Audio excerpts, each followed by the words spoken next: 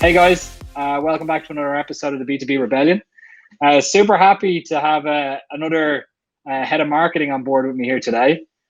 So it's somebody that's actually working for a company that's very relevant right now in terms of where we are. A lot of people working remotely, sales teams in particular working remotely. It's challenging to break down doors, break down those barriers, not being able to do those face-to-face meetings. So I'd like to introduce Tyler Lessard. He's the VP of Marketing at Vidyard, or CMO or VP of Marketing? VP Marketing VP is what I go by, but my real life job is just spreading the word, engaging our community, making sure we're all aware of what we can be doing with video. So give me whatever title you need to, Andy. So I agree. I think right now in the current situation that we found ourselves in globally, I think video plays such a big role in breaking down doors. Yeah. I think, however, it brings a couple of challenges. First of all, people have no idea how to do it properly. Right. And second of all, like, it can get overcrowded a little bit clunky in terms of how they do things. Some outreaches I've had from salespeople, I think, like, who signed this off? Like, this is awful, you know?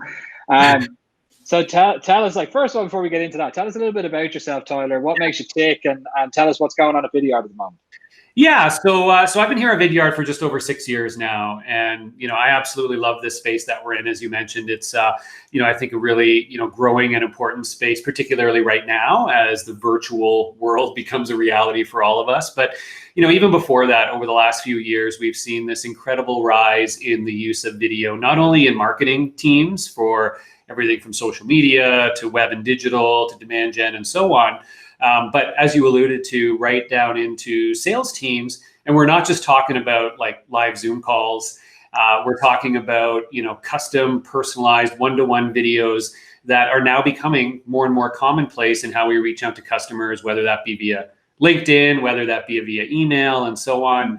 And it's just becoming a more effective, more personal, more engaging way to communicate. But most important, like the biggest trend that's happened over these last few years is that it's become easy. Right? Like, none of us will challenge the fact that video is important. It always has been. We all know it's why, big companies have spent tens of millions of dollars on video-based commercials and advertising over the years. But these days, I mean, we can all, like, literally, you listening or watching right now can, like, within a matter of 30 seconds, hit record, send off a video, and get a response if you've got the right tools in place. So that's what gets me really excited, is it's being democratized, and we're starting to see all these great new use cases for video. So just trying to help people take advantage of that. And it's also that we all walk around with like mobile video recorders in our pockets. Like this thing, like 10 years ago wasn't possible. I remember, like, the first camera phones, for example. I remember even having a phone where there was an attachment that you plug in, which is the camera, Like, the technology is really allowing us nowadays to make video on demand, like, immediately, regardless of where you are. Like, you can prospect walking down the street at the moment recording yourself. I've done it myself,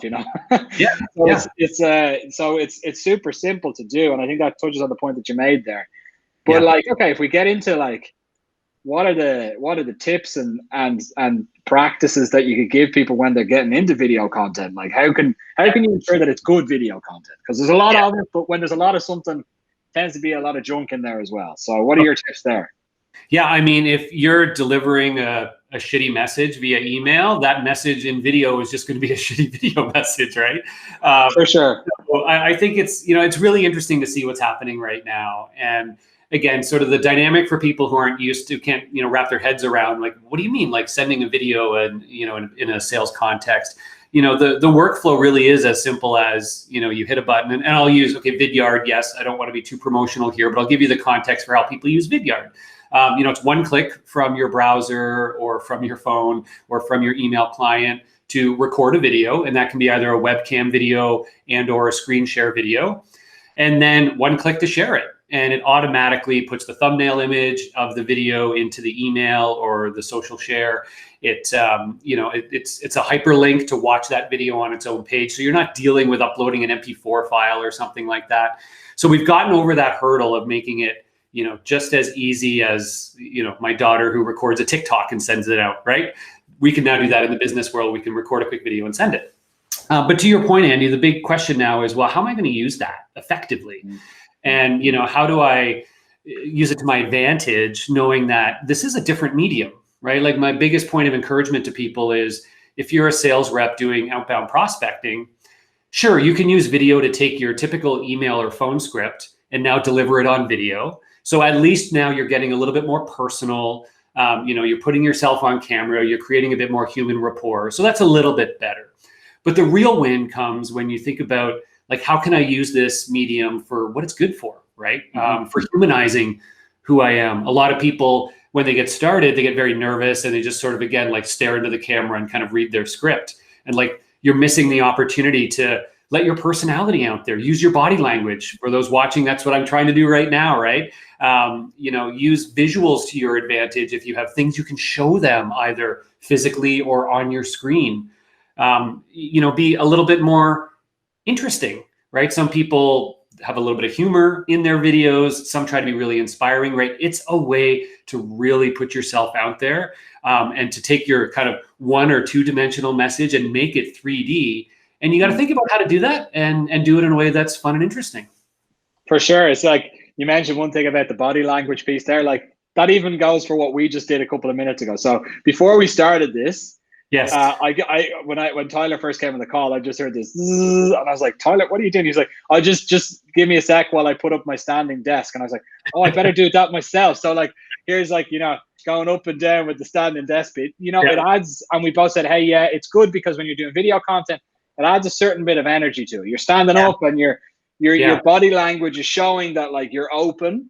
It's important. If you get somebody sitting in the chair with their shoulders hunched and they're looking down at their keyboard, and it's not going to be interactive. You're not going to make that contact, right? Interesting to hear your point of view on terms of volume, right? Because I spoke with Morgan Ingram. I don't know if you know Morgan, but sure. So Morgan's also a big advocate of video in the sales outreach.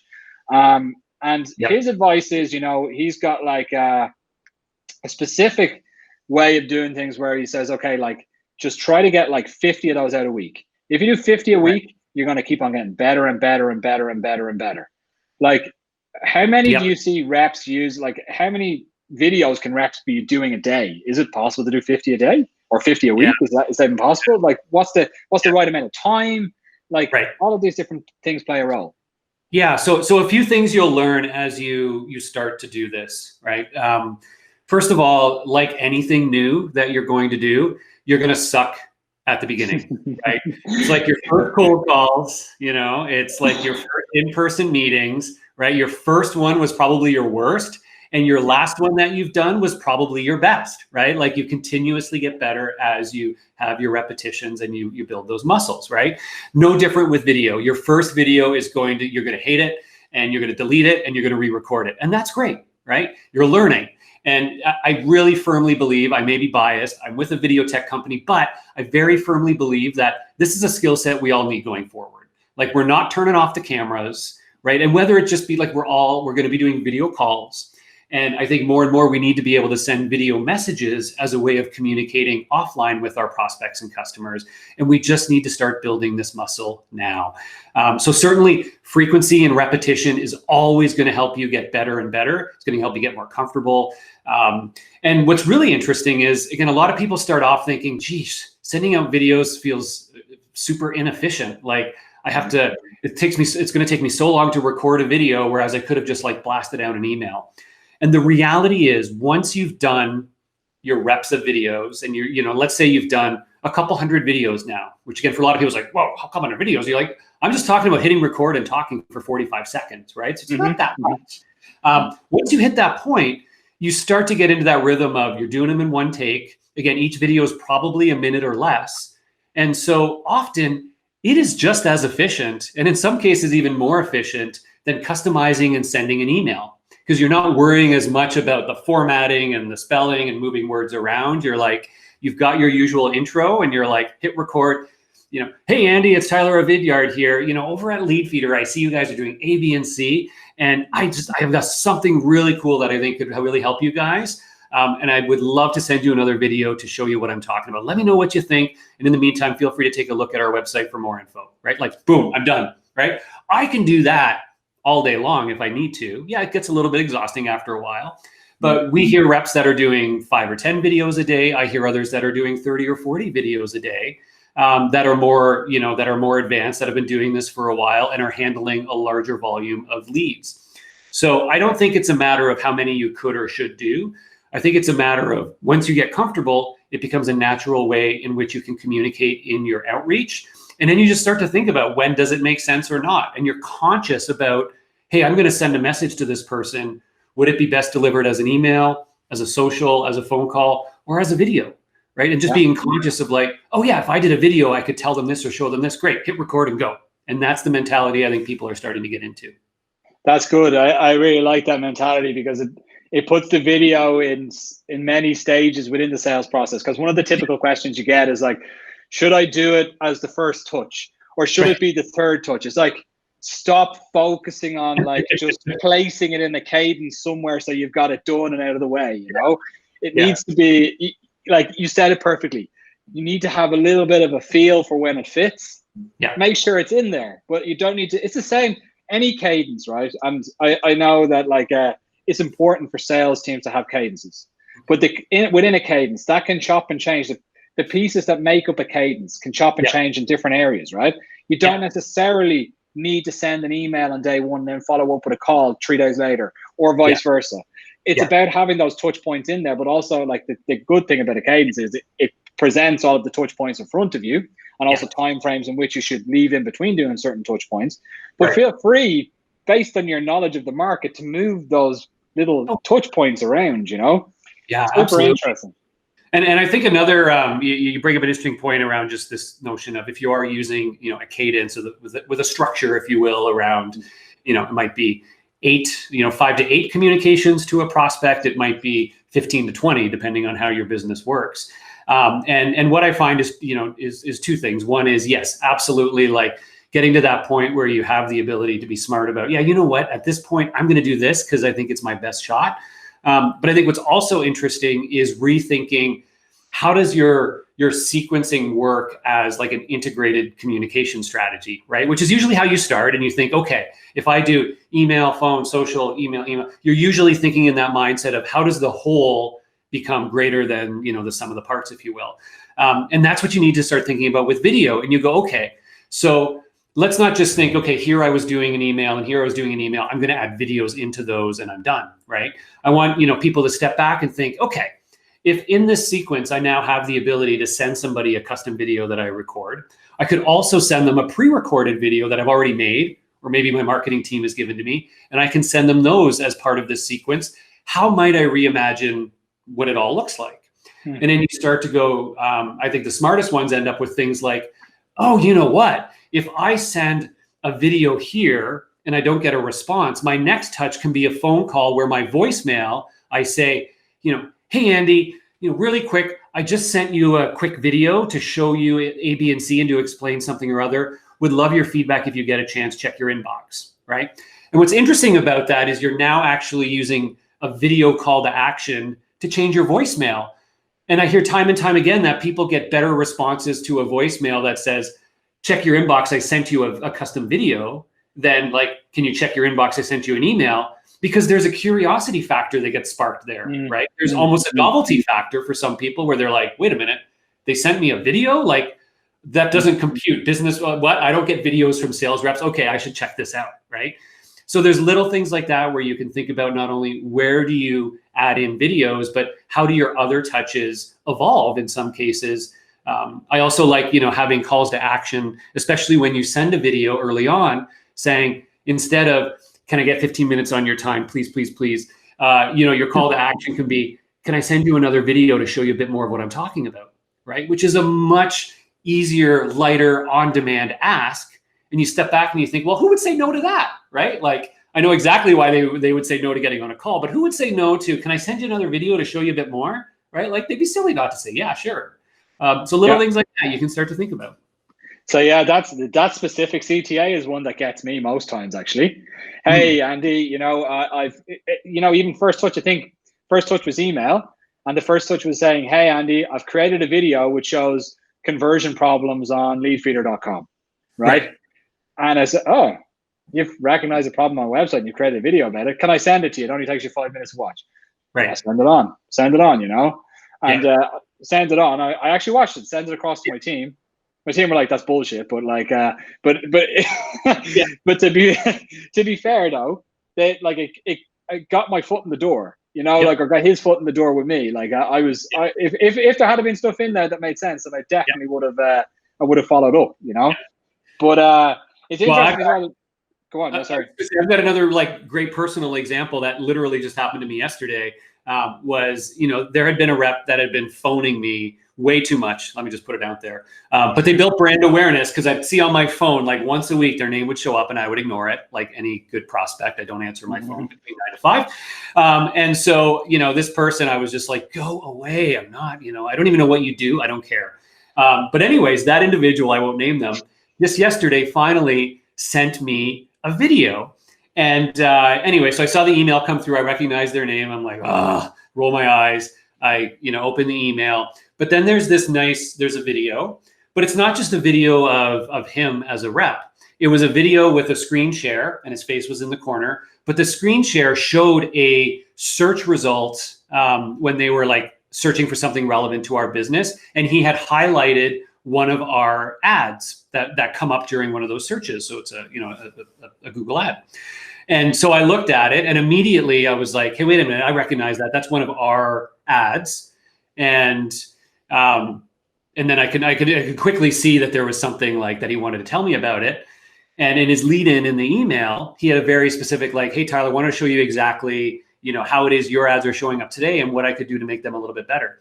And so I click play and I watch it. And sure enough, he says, hey, I want to show you exactly what I'm talking about here. Your ad shows up like this. You don't have this 5-star rating. That's going to be impacting how many clicks you get. I can help you get a 5-star rating. I'm like, okay. And I forward it over to our digital lead and then they're having a call later this week. Right. You know, and I'm sure that I made that rep's day because he doesn't have to keep making phone calls to me now, which was a waste of his time originally. To do that. So just another simple example where he really caught my attention, but not just with something that was novel, with something that I'm like, I basically just got a demo. Like in like 1 minute, I got like a really quick demo of what I care about. And it was super effective and I didn't have to get on a call, which is, I just don't do, right? Yeah, fair enough. Like I fully agree, Jim, in the same position. I'm actually, on one hand, when you said to me there a couple of seconds ago, just about that this person was relentless on the phone, it made me be like, oh, that's good, because at the moment people aren't picking up the phone. That's one thing that I've observed. I've spoken to a number of people about it. That's a topic for another day. But there was one thing that you mentioned previously around like, you know, video takes and, you know, taking the first one, deleting it, things like that. Like what I've noticed, or at least for me personally, personal preference, whenever I do something, like if it's not a bit blemished, like if there's not like, if it's perfect, if it's too perfect, then I think it's like, come on, you know? So like, I think even when, like a tip I'd give is like, when I'm doing something, I don't really care if there's like mistakes in it, less so than when you're doing an email. If you're writing an email and there's spelling errors all over it, you'd be like, I need to fix this up and grammar is not great or whatever. So let me try to fix this up and spend some more time with that. With video though, you make a couple of mistakes because I think it actually makes you a bit more human, to be honest. Absolutely. Yeah. You know? No, absolutely. And I think that's part of the reason, you know, we always recommend not to script your videos and definitely don't read a script while you're looking into the camera. To me, that's like the kiss of death for a video, that it doesn't come across as authentic and people can notice it. And so I think, you know, to your point, you want to know, you want to plan a little bit, right? You don't want to just completely freestyle and go, okay, I'm going to prospect this guy, record, and we're on. Right? So, you want to know the framework for what you're going to say. But again, if you hit record and you start into it and then the dog barks in the background, don't like stop and then restart. Go like, oh, yep, that's my cute little Labrador. You might meet him at some point if we ever get a chance to talk. Now, back to what I was saying, right? Like there's like things like that totally humanize it. And right now, honestly, I think people crave that more than ever, right? Where it's like, this is our window into seeing other people's lives, in the absence of being really social right now. And I actually think it gives us an advantage to be a little bit more personal and fun. And the fact that we can be, sometimes I hear reps saying, oh, well, like my environment at home is terrible. Like I'm in my closet, and like I can't do videos when I'm in my closet. I'm like, you know what? That's actually better than doing videos at your desk at the office where you're like, people are sitting right beside you. You don't want to talk too loud to disturb them. I'm like, I love this world for video because we all have our own personal video studios, whether it's in a closet, in an office, whatever it happens to be. But then take advantage of that because you can own it, right? Now you can own your space. You can be, again, loud, and you can stand up, you can wave your arms, and you can embrace it like you probably couldn't have in an office environment. So work within the constraints and you can actually be even better. For sure. And owning the space is an interesting one as well. So like, even for me here, people say, oh, you must be in the office. I'm like, what makes you think I'm in the office? Like, oh, you've got like the logo on the wall. Like, this is felt. This is not real. Like, I could take this down, This comes off, and I've got a whiteboard over here, which I just drilled into the wall, Like, this is my house. I don't, so it's interesting, like that you mentioned that people like, oh, I'm not in the office, so I can't do it. I fully 100% agree with you that like you just make what you can of the space. People don't see what's around you, like they just see what's behind you. Well, and a lot of people, you mentioned like the whiteboard. So let's talk about the one trick that a lot of reps use. And I'm looking down right now because I'm, writing a little message, but a lot of us may know that, what some reps are doing is to personalize their video and make sure the thumbnail image is personalized. They'll have like a whiteboard like this where they can they can write a quick message to somebody so that when they see the thumbnail image of the video, they see this personal message and they know that it's for them, right? So that's sort of a hack to increase your click-through rates on your videos. Have something visual that shows them this is just for them, and you'll increase your click-through rate. So that's one little hack. One thing I'm doing actually right now, I'm going to do this weekend, Andy, is I'm actually in this space behind me. This picture is temporary. I'm putting up like a bulletin board. And my point there is that I can start, like every video I make, I can put something else. I can just tack something else up onto the bulletin board. So instead of writing a message on a whiteboard, I might actually have like a whiteboard hung up on it, or I might just have pieces of paper lying around. I might put a little Vidyard plus Leadfeeder equals love, stick that up on the board before I hit record. And it's actually a little bit more subtle, right? So it's not like I'm like trying to get you to watch, but if you look at it and you see, hey, wait a minute, does that guy have like a Vidyard plus Leadfeeder in his office? Okay, I got to watch this, right? And then the next one is down and it's a different person or company name. So stuff like that you can do. Again, just get creative, think outside the box, if you will, on how you can use the visual nature to get their attention. Put a little bit of extra effort into it, especially for those tier 1 accounts that you really want to crack into. That's super awesome. Like even just on those tier 1 accounts piece, like on that personalization side, like I seen a friend of mine works for Segment. So Segment is a CDP, so customer data platform. And he sent me a message yesterday because he knows that I love all things ABM.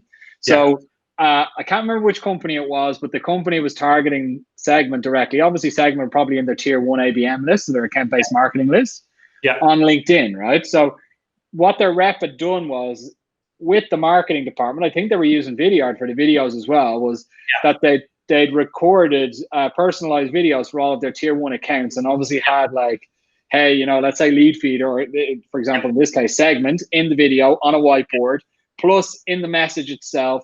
And then we're doing display out or like paid advertising on LinkedIn. So my buddy was getting targeted with a video on LinkedIn with his company's name in it, with his company's name below in the description. And he was like, this is the best form of account-based marketing I've ever seen. How can I ignore this? How can I? So much so that he sent it to somebody else that doesn't even work for his company. You know, just to like put a just to complement the trade of marketing, let's say. And he's a sales guy. So. The other thing that I've seen is people pairing up, videos with direct mail campaigns as part of that targeted account strategy, and I've heard that work, fabulously well for a lot of companies. Where let's say I'm prospecting you, I send you a gift or something in the mail. But ahead of time, I probably have like one of those, whatever I'm sending, like a box of something to you. I might have one here as well. And what I might do is I might like actually one of our clients, they did like had their reps do an unboxing video of the gifts they were sending to people, and they would actually send that video first. And so they only recorded it once because they didn't say like, hey Andy, it's like, hey, it's Tyler from Vidyard here. I've just sent you something super special. I want to give you a peek at what might be inside. And it's like, welcome to your unboxing video. And, you start pulling things out and you show like, oh my gosh, it's got this, how cool. And it's like a fun, almost like a YouTube unboxing video, right? And then they record that once, and then each account they send it to, before it arrives, they send them this video via email. If they connect on LinkedIn, they'll send it via LinkedIn DM. And they said it was like incredibly successful, where their conversion rate on those two things together was like ridiculously high. And they would even have accounts responding who didn't get the physical mail or hadn't gotten it yet, saying, hey, do you have a tracking number or something? Because I really can't wait to get that package, right? And like, how often does that happen? Where somebody's like, can you please, when will I get your swag, right? It's that little bit of it. And then they start into a conversation before they even got the mailer.